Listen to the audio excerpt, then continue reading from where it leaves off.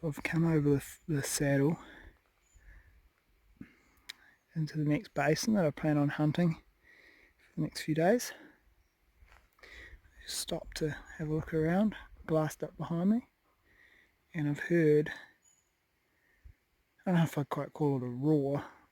It's a bit of a mix between a roar and a groan. I don't know if it's over here or it's over up in here. I definitely heard something. It's kind of deep and bellowy. And there it goes again.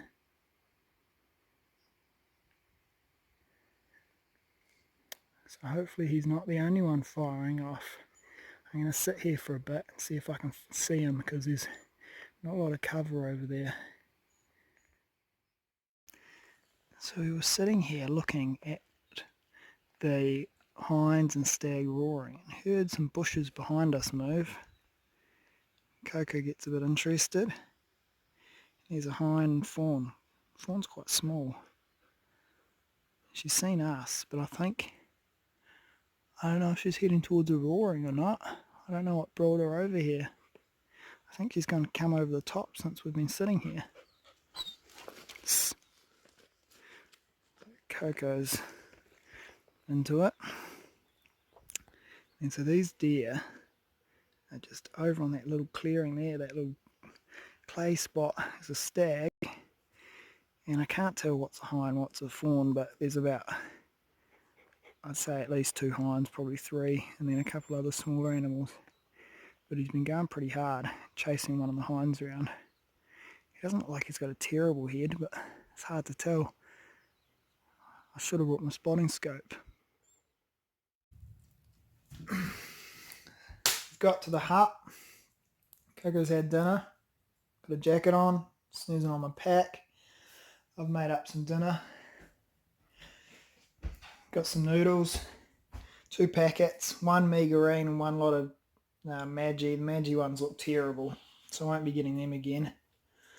I think the meagerine are a lot tastier. Got some beer sticks in there, and put a bit of salt in there because I'm sweating a bit coming down. Find if I don't have the extra salt, when I sweat lots, I have trouble staying hydrated and can get cramp easier. Found this wallow, but I don't think it's deer actually. Well, stags anyway, for one reason being I saw some rooting just back before, and there doesn't seem to be any raking or anything around the trees, so I have a feeling it's probably pigs. Come down a little bit further and there's this great big wallow here. Some rubbing up high in that tree. That's not pigs. This branch snapped off. Doesn't look very recent. That other one looked like it had animals in a lot more recently. But they're here. Come to another spot here where there's a bit of animal action. There's some rubs on these 2 trees. That one looks kind of fresh. This one not so fresh. There's rubs all the way up here, which is a decent height. Just down there, it's a little fawn we just spooked. Coco! Still just...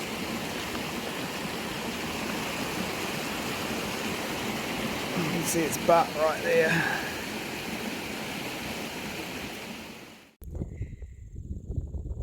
After a bit of a nap, we were just over there. It's an hour's nap. We've just been looking down here.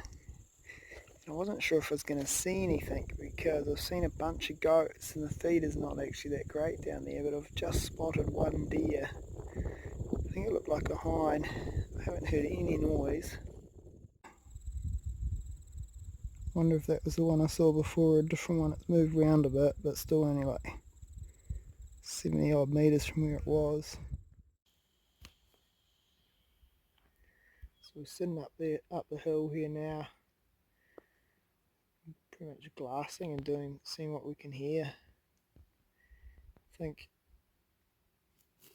unless we hear something sound off in the bush close to us, so we aren't going to be doing any more hunting today. but if we can just hear something, it'll be helpful for tomorrow. So this morning I've walked a few K up the river real slowly, just listening, and I didn't hear anything for a long time until probably about half a K down the hill, and just sort of round the other side of that knob there's another little gully. So there's a stag in there roaring, and I've heard him roaring recently. I don't think he's the one I'm after, because I saw some footprints across the stream which I believe are probably his. There he goes, he's roaring again now. And there was only one set of tracks. They weren't that big, and they went into some bush which a medium-sized stag would have trouble getting through. Not very steady holding my phone through my binoculars, but you can see 3 deer just there. I think it's getting close to 3 o'clock. Now I just heard some roaring not far up behind us. So I think we made a good move, assuming that the animals had stayed where they were and not running off down the hill chasing that other one, which we heard roar quite a lot more.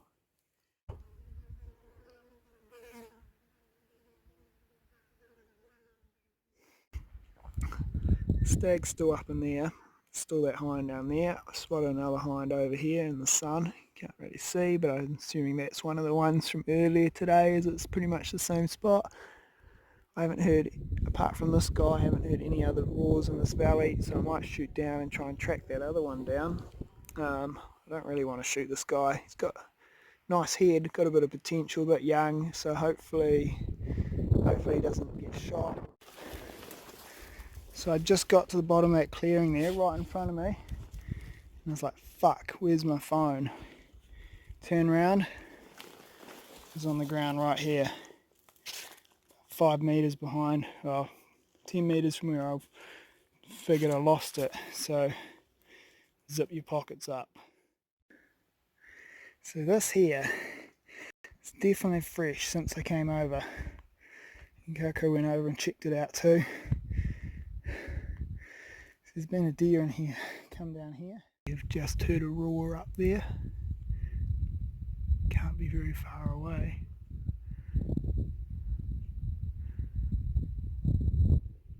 So I might put the stick away, get the gun off. We'll sneak over there, see if we can put something down. So there's a stag and hind and fawn just up there, about 160 metres away.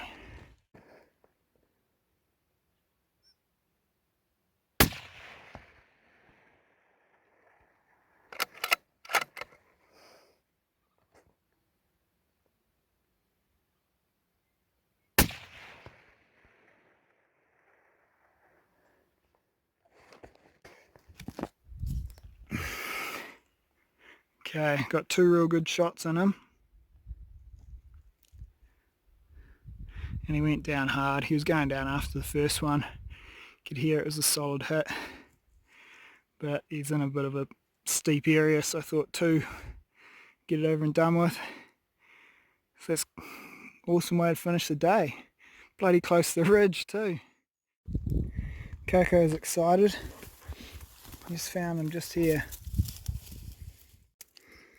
So I couldn't move him up to a flat spot, so I dragged him across into here. So this is not too bad. So I'm going to take out the back stakes and do the back legs.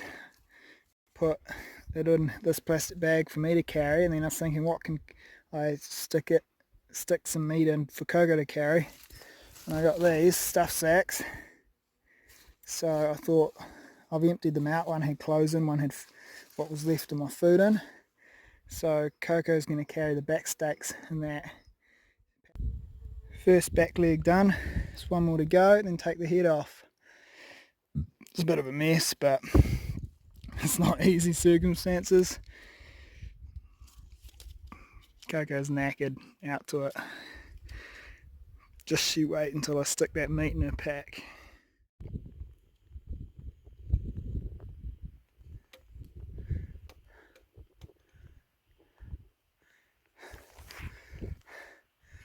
Okay, it's 8:30. I'm at the saddle. It's all downhill from here, bar climbing out of a river.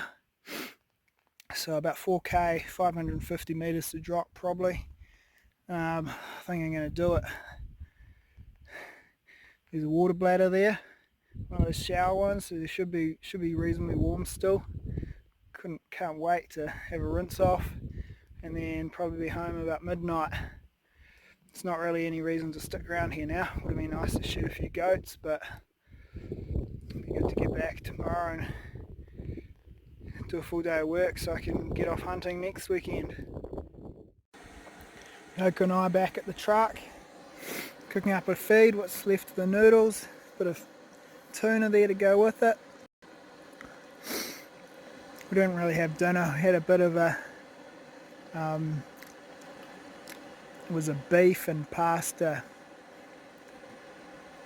something, and it was crap. Even Coco didn't want to finish it off. So we got all the meat, that's it there. I was thinking what I might do with, I'll do the back straps myself, but everything else, actually get it done up as bacon, venison bacon. I've seen a few other people do that, look pretty good.